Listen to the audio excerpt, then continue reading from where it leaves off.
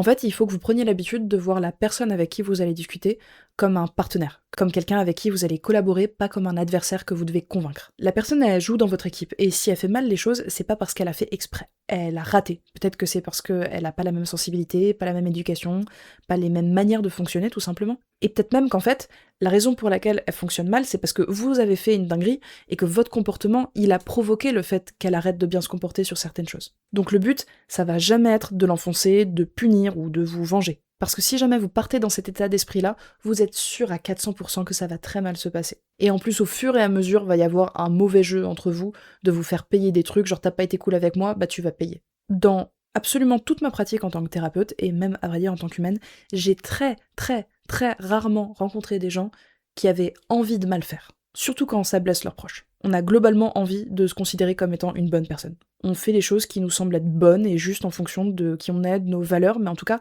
on a envie de bien faire. Et bien sûr que des fois, on est un peu égocentré parce qu'en fait, on voit le monde à travers notre prisme, on est le personnage principal de notre histoire, et donc du coup, on est un peu biaisé, et des fois, nos intérêts, ils passent en premier. Mais il y a très rarement, et c'est en général plutôt le résultat d'une pathologie, l'envie et le plaisir de causer des dégâts chez les autres. Et il y a toujours un contexte qui justifie les actions que les gens ils ont, et la raison pour laquelle ils se comportent comme ça. Souvent, j'essaye d'aider mes patients à relativiser en leur rappelant que les gens, ils sont pas forcément méchants, mais très souvent, ils sont nuls. Et on est forcément maladroit quand on manque d'expérience ou de compétences sur un sujet. On peut être très mauvais pour s'exprimer clairement, pour gérer nos émotions, pour analyser correctement une situation ou avoir un bon comportement. Mais c'est pas exclu qu'avec un coup de pouce, on apprenne à devenir meilleur. La plupart d'entre nous, on a envie de devenir des gens meilleurs, on aimerait bien être mieux que ce qu'on est. Et pour progresser, bah, on part d'un point de départ, et ce point de départ-là, il y a un moment donné, il faut peut-être admettre que bah, il est juste merdique. Et donc la personne avec qui vous discutez de ce sujet-là sur lequel il y a un problème, il a sans doute plein de qualités, mais sur ce thème-là, bah il est nul, il sait pas bien faire. C'est pas très glorieux pour lui, mais